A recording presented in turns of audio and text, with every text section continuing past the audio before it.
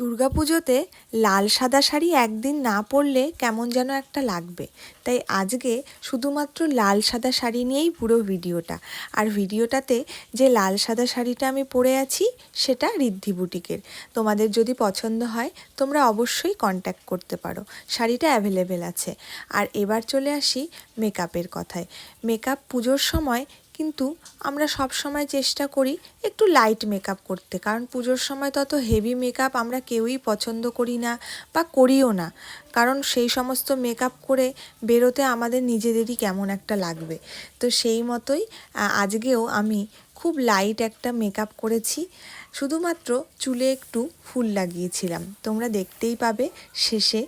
আর সেই মতোই ফাউন্ডেশন বলো কনসিলার বলো, আমি খুব কম ফাউন্ডেশন ইউজ করি, কনসিলার দিয়েই পুরো বেসটাকে কমপ্লিট করার চেষ্টা করি।